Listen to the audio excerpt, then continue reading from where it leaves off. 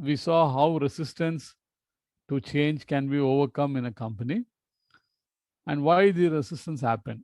Our focus was on why the resistance happens and how to avoid it, obviate, a word which we saw yesterday, how to avoid resistance instead of trying to overcome the resistance. We saw this video of Roberto Carlos scoring a goal against France in the 1998 World Cup, where there was a big wall of defenders, but he was able to circumvent them, go around them, and score the goal, getting a little support from one of the goal posts. So, this is what we should do while trying to implement any change in the organization. You will have a lot of defenders, you will have a lot of resistance, but try to find a way out of it and with some external support, achieve your goal. So now today in this, that was video number 32. So now in video number 33, we will see some of the concepts which we should practice while implementing changes. Some principles, if we follow while implementing changes, the resistance level will be minimized a lot. So the first important principle which we should follow while implementing change is to change the system and not the behavior. Change the system and not the behavior. We always try to change the behavior of a person, and the person reacts. And his reaction is basically resistance to the implementation. Instead, why not change an inanimate thing as a system? A man always objects whenever his behavior is questioned or his behavior is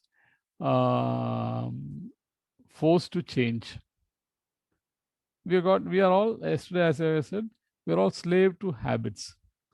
So if somebody tries to threaten that habit, we get upset. Instead of changing the behavior of the person, try to change the system. This should be the first step. Always try to change the system. Now here I have a small picture.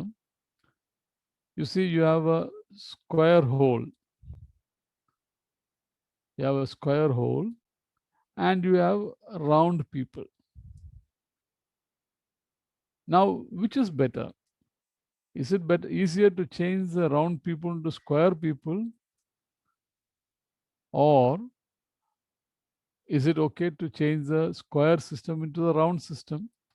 You want these round people to go past this window. Let's say we have this square window and you want these round people to pass through it. Now, for these round people to pass through the square window, they have to squeeze themselves. They have to get through with some difficulties, get some edges blunted, okay, and get some hurt, all because the window is square. Instead, so this starts the resentment. People start to object. They will start asking questions. Why we have to go through this window? Why is it not round in shape? Instead of asking them to go through this square or rectangular window, why don't you change the window to suit this shape? Why don't you change this opening to suit the round shape? It is not going to cost you more. It is not, if you are going to pay per length, maybe this length, this diameter or the circumference will be the same of the square or less than the square. So the circumference will be much less than the circumference of the square. And people can pass through easily. None of the edges will get hurt. If they pass through it, if you give it a slight tolerance, they will pass through it very easily. And the best thing is, people can challenge when you ask them to go through a different system and by changing their behavior. Instead, whenever it is a system which is changed, there cannot be any objections. These people cannot object whether this system is, when the system is changed to round. and the system will not object when it is changed to round. What does the change is going to happen if this hole is made round instead of square? So system change cannot be objected. It's also permanent. Look at this. These people are round in shape. So if the system is square, even for the 100th person coming through this, it will be the same effect. The E will have the same resistance because E also has to again undergo the personal agony. The personal agony of fitting into a square shaped system, though he is a round person. So instead, if you change, if you know that all the people going through this are round people, change the system to become round in shape so that nobody objects and everybody is comfortable. Everybody conveniently pass through the system. So objection is minimized. It is permanent. Somebody else will come and say, why don't make this rectangular? Let's say people are finding it difficult, are straining through pass through. So somebody will come and say, why not we just increase the sides which is having this problem?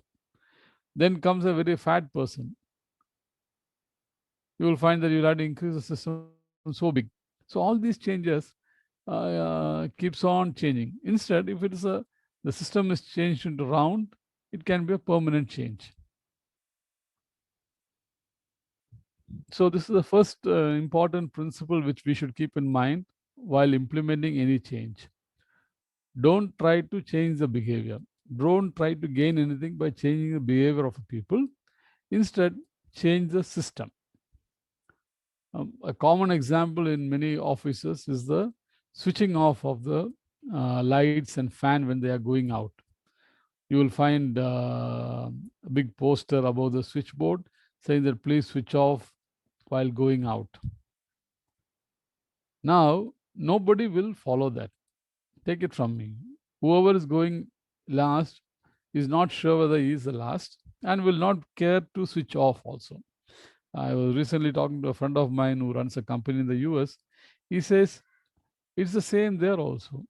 People, the morning when they walk in, they find all the ACs are on.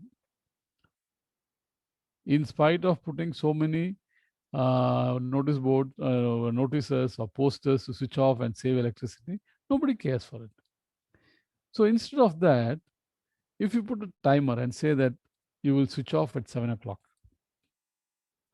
so whoever wants, or if you put a sensor, and that sensor sees that there is nobody in the hall, nobody in the whole area, it will switch off automatically. We have seen some sensors like this in corridors of hotels. When nobody is on the corridor, the switch is off, the lights are off. Nobody goes to switch off the light, it gets switched off automatically because there's a sensor put there. So you have changed the system and not the behavior. So this is the first principle we need to follow while implementing any change. It's not with cost reduction. Any change you want to bring in your organization, don't try to change the behavior of the people, try to change the system. Second one is with the change. Why people object to change? It's because of, as we discussed yesterday, bad experience. How can this be overcome? Now we are talking about the resistance to change.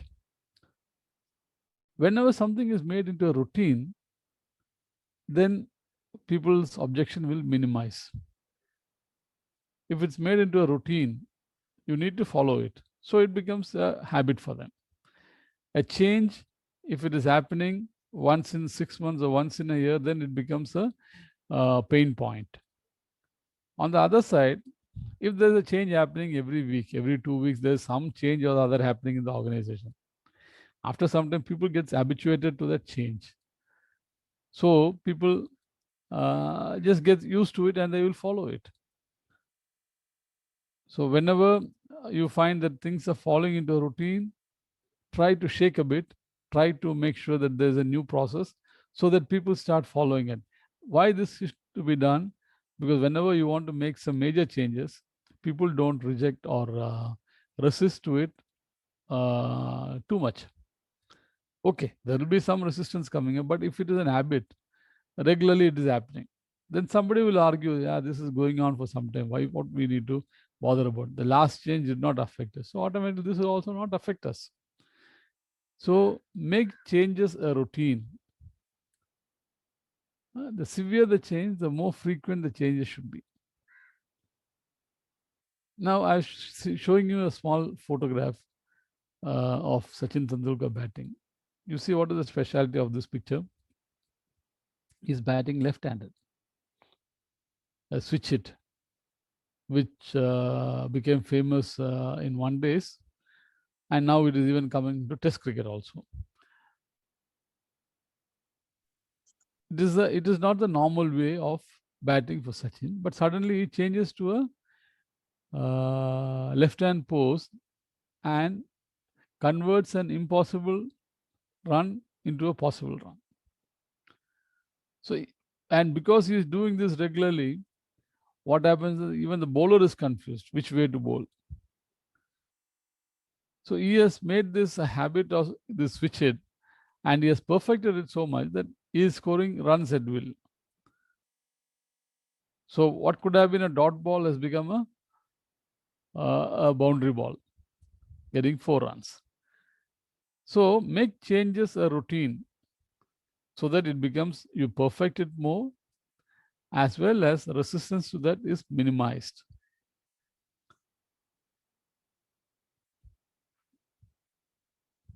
Yesterday I had given you this quote: to improve is to change, to be perfect is to change often.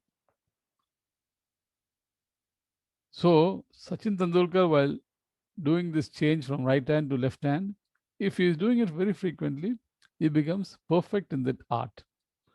And it goes on to fetch him 4 runs every time he makes this switch. So to improve is to change, and to be perfect is to change often. If we are going to do the same thing in the same way, how can we expect a different result? It will be the same result. So if you want to improve, get a better result, you need to make some changes.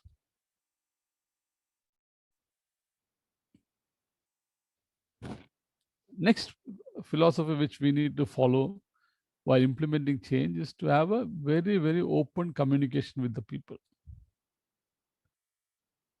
Don't suddenly bring a change without having at least a week of discussion, so that people do expect some change to happen. When it is a sudden change, the resistance will be much higher and much stronger. So instead, you bring the change with a week's notice. Give it some thought, gives the people some thought, let the people discuss amongst themselves, find out what is the pain point.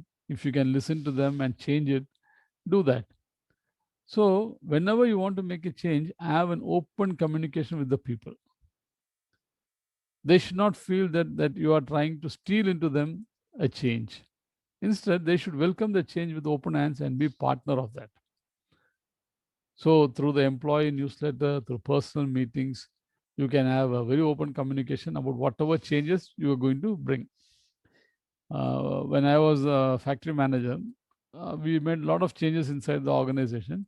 And almost every month in the monthly meeting, where we review the previous month as well as plan for this month, which is normally taking place around the second or third of every month, we used to talk about the physical changes which we are going to bring about inside the organization.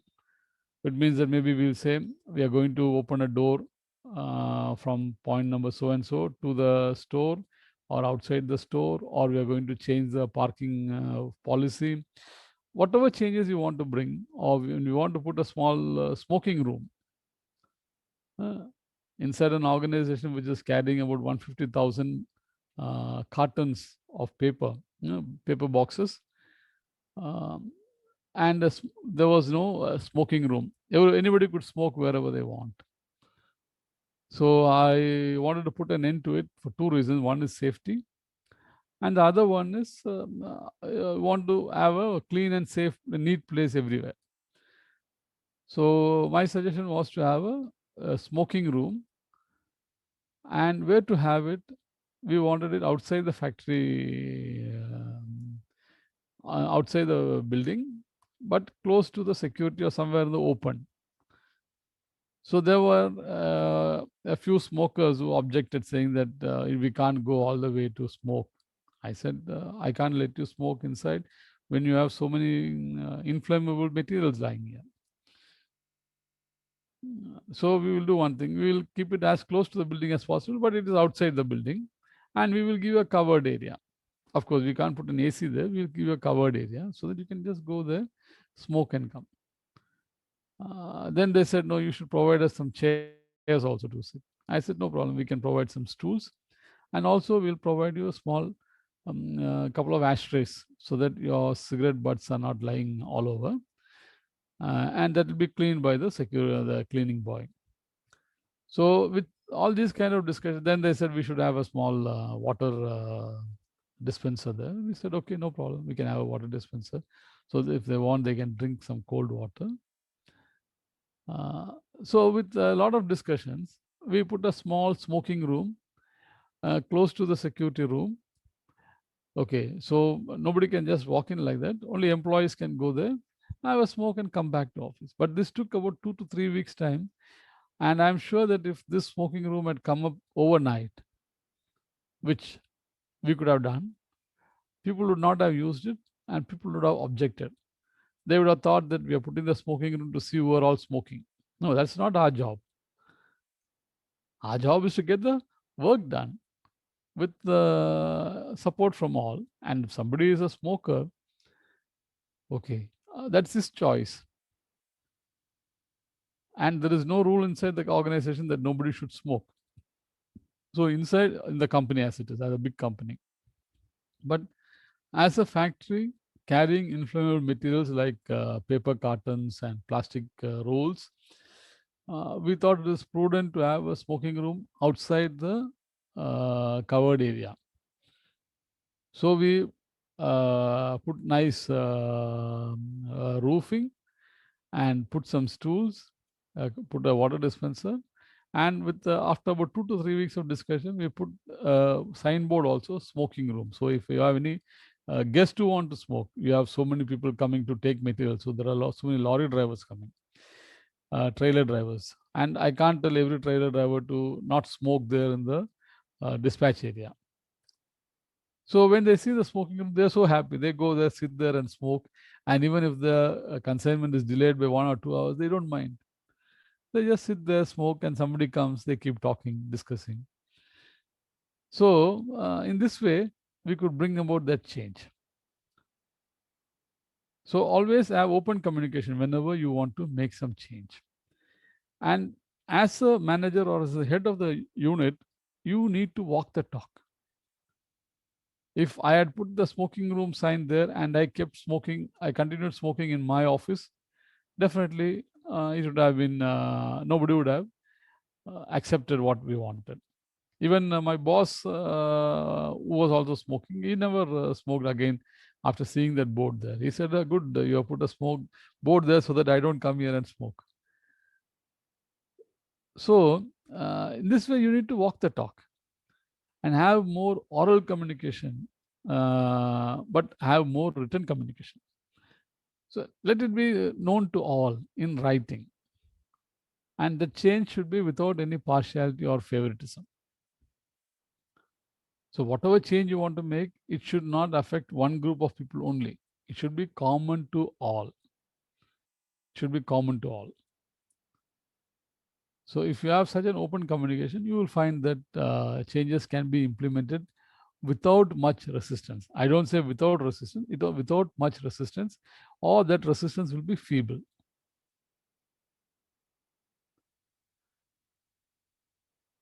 Next one, another principle which you need to follow to reduce the resistance level is to elevate the thinking of the people.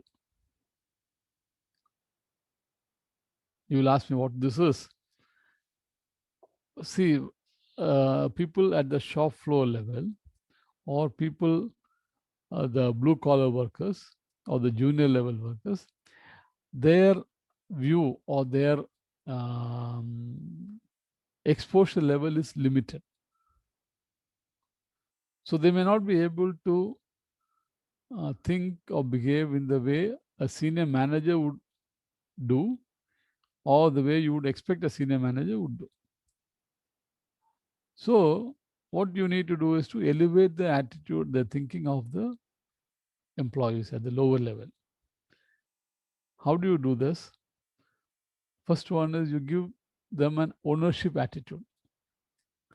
So they should, whenever you make them participate in any decision making, they take the ownership of that decision. Okay, once an ownership attitude comes in, I think everything will fall in place. So ownership attitude you should get to the people, because as long as they are detached from the decision, they will object. But once they know that they were part of the decision, how can they object? So that ownership attitude should come in. Next one should be expanding their territories. And by this, what I mean is that it's not this their job content. Their income should be expanded. The opportunities available to them must be expanded. The education level which they have right now should be expanded. The exposure level they have now should be expanded. Okay. So with every expansion, you see the mind cannot go back to its original state. Whenever there is an expansion, it is not like a rubber band that once you stretch it and leave it, it goes back to the original state. No, this is like a new addition to your brain. It creates a new, there's no yield point. It just goes on. It's stretched. And now you have achieved a new boundary. It is difficult for the brain to go back to its original boundary. The gray matter is the only matter which has no limits, and you can keep on expanding. You can add more information, you can add more thinking, you can add more ideas. Okay, you can add more skills. All this can be added to the brain. The brain doesn't say, no, I don't have space, don't add anything more. You keep on improving your memory power. You keep on improving your knowledge. You keep on improving, adding more information to your brain. It keeps on improving. It doesn't stop with that. So expand their territories. So same thing with the people also. You can expand their territories by their income, by the opportunities they have, by the education, the exposure they get. You can do that. We all know of Maslow's hierarchy of needs. Many companies try to keep the lower level people at the level 1 or level 2, which is just satisfying their basic need. No, if you want the company to improve, satisfy their basic needs so that they start looking for the new needs, the higher needs. Let them reach level 3, 4, or 5. Then you will find the person is a totally changed person. So always try to fulfill their basic needs at the earliest so that they elevate their needs.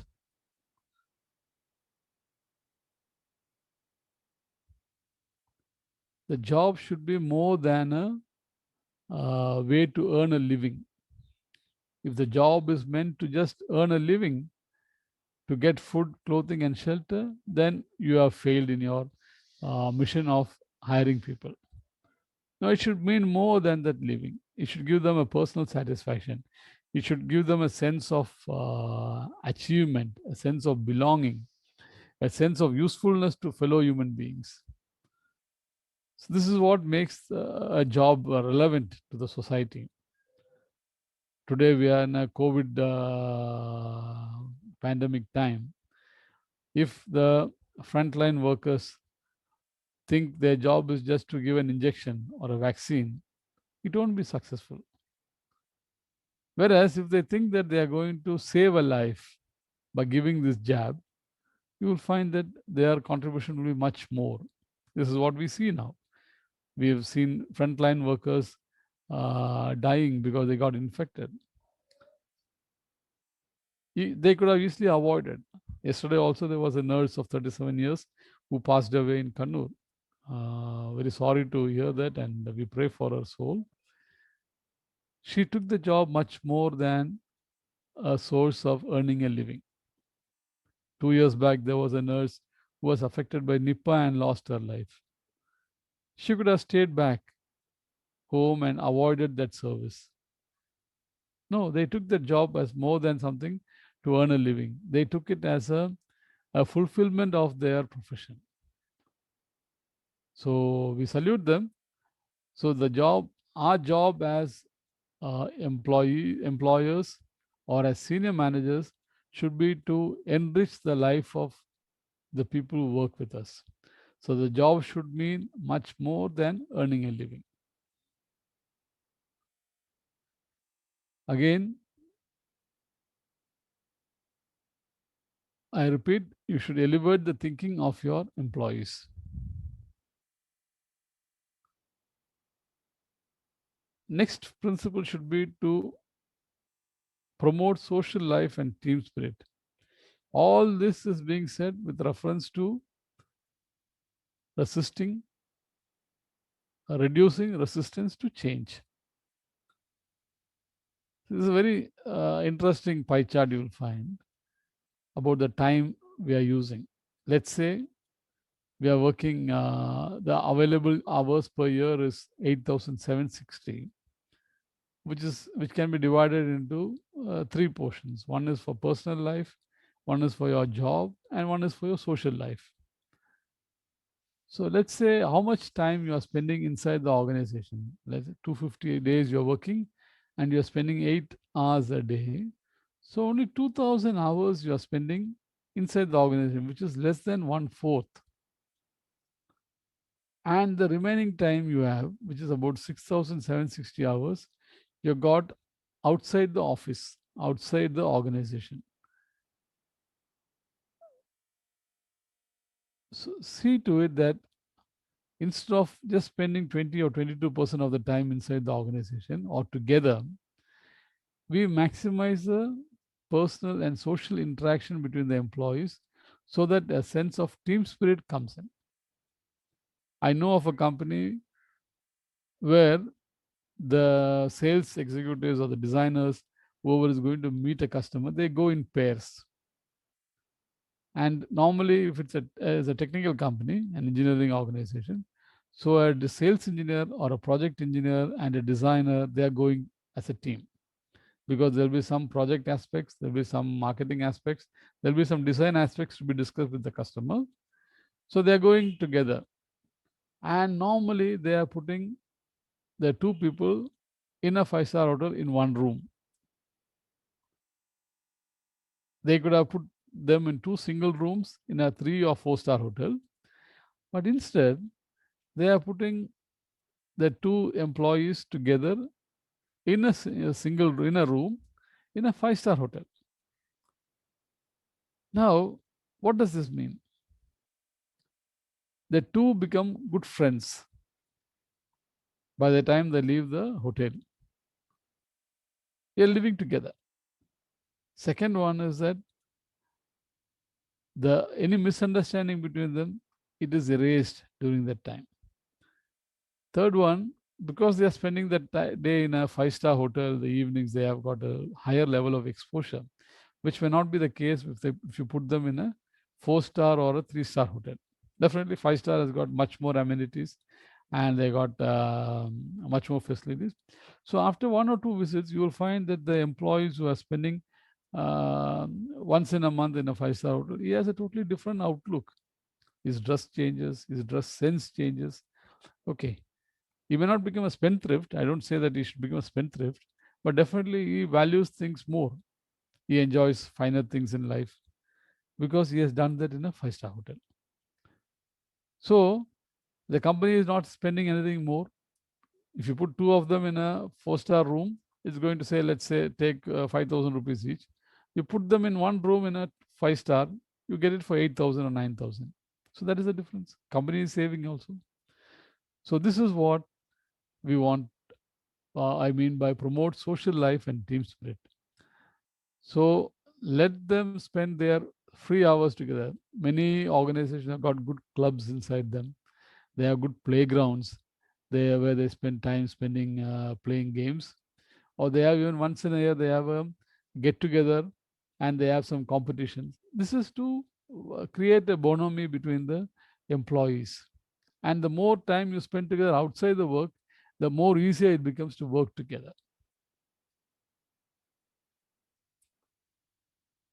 So promote social life and team spirit so that people become more friendly.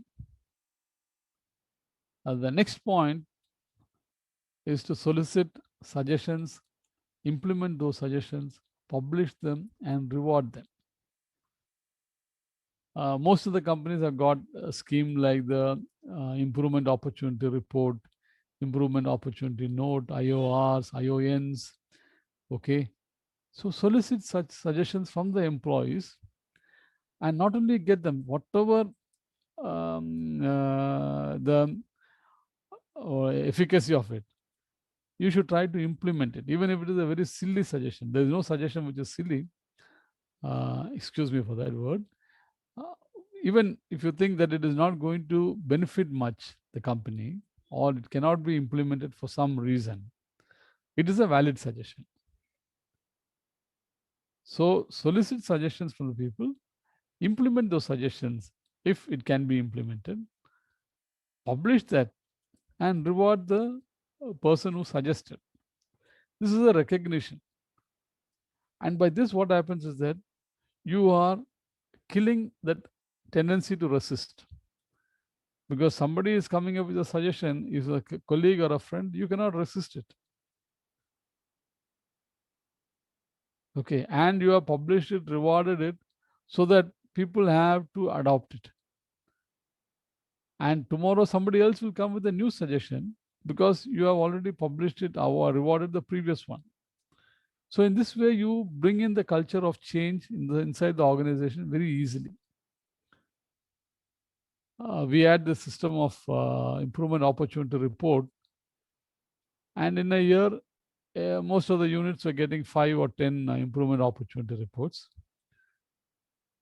And this was the practice that not more than 5 or 10 would come in a factory or in a department.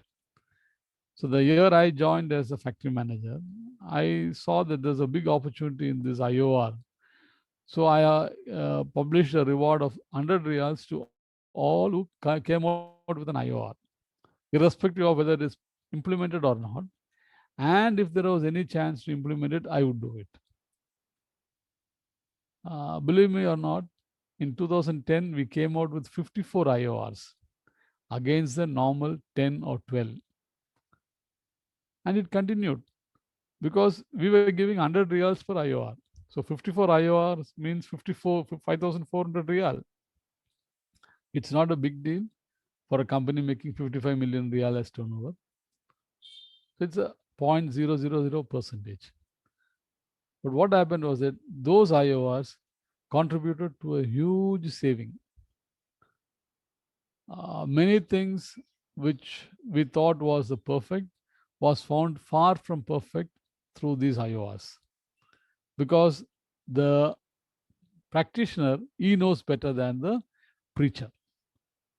So the shop floor employee, he has a much better idea than the engineer who's supervising him.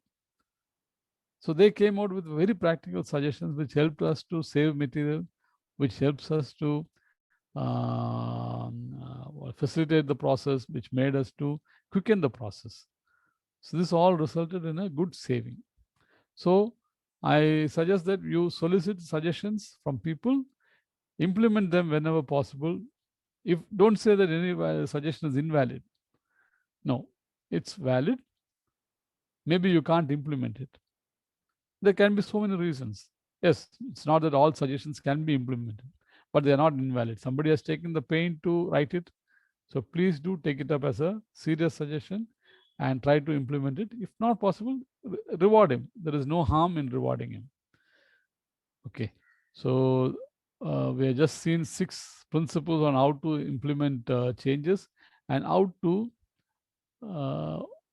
obviate resistance, how to bypass resistance and implement that, and how to create an atmosphere of bringing about change or practicing change inside the organization. We will see the other points in the next video. Thank you.